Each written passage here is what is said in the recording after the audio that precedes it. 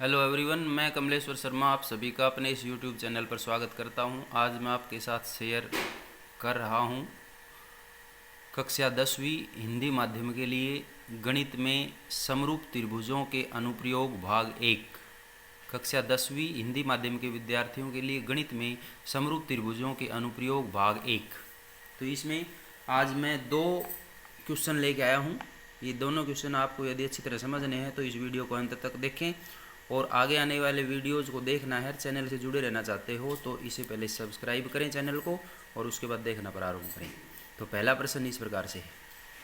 चित्र में A B लंब बी सी और डी लंब ए सी, तो दिखाइए कि त्रिभुज ए बी सी समरूप त्रिभुज ए ई डी। फिर से देखें, चित्र में, ये चित्र भी साथ में दिया हुआ है। ए बी लंब बी सी, ये ए बी लंब है बी सी के ऊपर, और डी लंब है ए सी, ये डी लंब इस ए सी के ऊपर है। तो दिखाइए कि त्रिभुज ए बी सी समरूप त्रिभुज ए डी, यानी त्रिभुज ए बी सी इस पूरी त्रिभुज को और त्रिभुज ए डी छोटी त्रिभुज दोनों को हमें समरूप सिद्ध करना है। तो इस कथन और इस चित्र के अनुसार अब मैं लिखूंगा दिया हुआ, और दिया हुआ को मैंने यहाँ लिखा दत्त। तो दत्त में लिखा चित्र में ए बी सी एक त्रिभुज है तथा ए बी लंब बी सी है, ए बी लंब बी सी है, और डी ई लंब ए सी है, डी लंब ए सी है। ये हमारा पहला चरण पूरा हुआ। अब अगला चरण है साध्य, और साध्य में मैंने लिखा है त्रिभुज ए बी सी समरूप त्रिभुज ए ई डी। ये इसमें दिया हुआ था कथन में। तो साध्य में है त्रिभुज ए बी सी समरूप त्रिभुज ए ई डी। अब अंतिम चरण है इसका प्रमाण, और प्रमाण में मैंने लिखा है त्रिभुज ए बी सी तथा त्रिभुज ए ई डी में, त्रिभुज ए बी सी तथा त्रिभुज ए ई डी में। तो ए बी सी ये बड़ी त्रिभुज है और ए ई डी ये छोटी त्रिभुज है। इन दोनों में क्या है देखेंगे, कोण ए बराबर कोण ए उभयनिष्ठ है, यानी ये जो कोण ए है ये त्रिभुज ए बी सी में भी आता है और ए ई डी में भी आता है, तो ये उभयनिष्ठ हो गया। कोण ए बी सी बराबर कोण ए ई डी, कोण ए बी सी, कोण ए बी सी ये कोण बराबर कोण ए ई डी ये कोण, ये दोनों कोण जो हैं वो बराबर हैं। क्यों हैं? क्योंकि प्रत्येक 90 अंश है, प्रत्येक 90 अंश यानी ईच 90। क्यों? क्योंकि ए बी लंब बी सी और डी लंब ए सी, क्योंकि ये दिए हुए हैं कि ए बी जो है वो लंब बी सी के ऊपर है और डी लंब ए सी पर। ये आप देख सकते हैं यहाँ ए बी इसके ऊपर लंब है तो ये 90 अंश का कोण बनेगा, और डी ए सी के ऊपर लंब है तो ये भी 90 अंश का कोण बनेगा।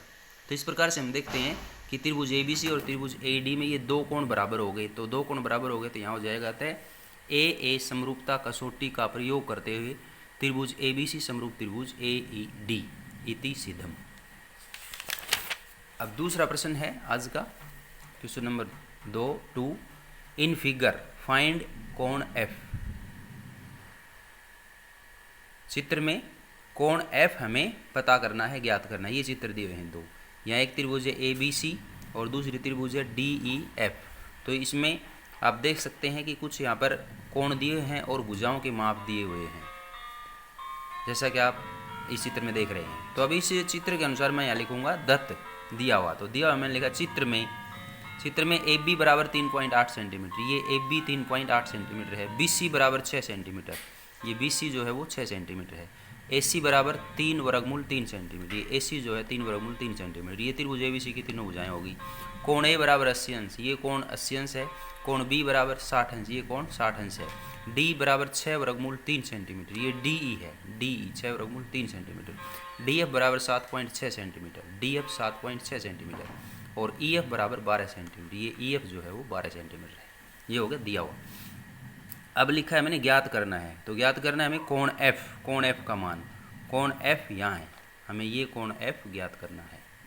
तो अब मैं लिखूँगा इसको हल में मैंने लिखा है त्रिभुज ए बी सी तथा त्रिभुज डी ई एफ में, त्रिभुज ए बी सी तथा त्रिभुज डी ई एफ में ए बी बटे डी एफ, ए बी बटे डी एफ। ए बी देखेंगे कहाँ है, ए बी ये भुजा है और डी एफ ये भुजा है। ये इन दोनों की त्रिभुज ए बी सी और त्रिभुज डी ई एफ में ये दोनों की दोनों जो है संगत भुजाएं हैं। तो इसको हम डी एफ की बजाय डी एफ ई लिखेंगे। सॉरी, एक बार फिर से देखें, त्रिभुज ए बी सी तथा त्रिभुज डी एफ ई में, तो ए बी सी की भुजा होगी ए बी और डी एफ ई की होगी डी एफ। तो ए बी बटे डी एफ हो गया। ए बी का मान 3.8 है और डी एफ का मान 7.6 है, तो ये कैंसिल करेंगे तो 1/2 आ गया। ए बी बटे डी एफ बराबर 1/2। उसके बाद दूसरी भुजा होगी बी सी बटे ई एफ या एफ ई। तो BC इसका आधार है और EF या F इसका आधार है। तो ये 6 है और ये 12 है, तो ये अनुपात हो गया 6/12 बराबर 1/2। अब तीसरी जो भुजाएं हैं वो है AC/DE। तो AC ये भुजा है और DE ये भुजा है, इन दोनों का अनुपात, ये भी संगत भुजाएं हैं। तो ये हैं 3 वर्गमूल 3 AC है और 6 वर्गमूल 3 DE है, तो ये काटेंगे दिया गया 1/2। तो इस प्रकार से यहाँ पर हम देख सकते हैं कि AB/DF भी 1/2 आ गया, BC/EF भी 1/2 है और AC/DE भी 1/2 है। अतः क्या हो गया, AB/DF बराबर BC/EF बराबर AC/DE, ये सभी 1/2 के बराबर हैं, क्योंकि इन सभी का अनुपात 1/2 है। अतः ये सारे के सारे जो भुजाओं, संगत भुजाओं का अनुपात है वो समान है। इन दोनों त्रिभुजों की संगत भुजाएं समान अनुपात में हैं। इसको देखते हुए क्या लिखा मैंने, इन दोनों त्रिभुजों की संगत भुजाएं समान अनुपात में हैं। अतः SSS समरूपता कसौटी से, SSS समरूपता कसौटी से सिद्ध होता है कि त्रिभुज ABC समरूप है त्रिभुज DFE या DEF या DEF। तो वैसे यहाँ लिखेंगे हम DFE लिखेंगे, तो ये सिद्ध होता है त्रिभुज ABC समरूप त्रिभुज DFE इति सिद्धम। आज के लिए बस इतना ही। यदि ये वीडियो आपको समझ में आया हो, अच्छा लगा हो, तो इसे लाइक करें, शेयर करें और चैनल को सब्सक्राइब करना ना भूलें। धन्यवाद।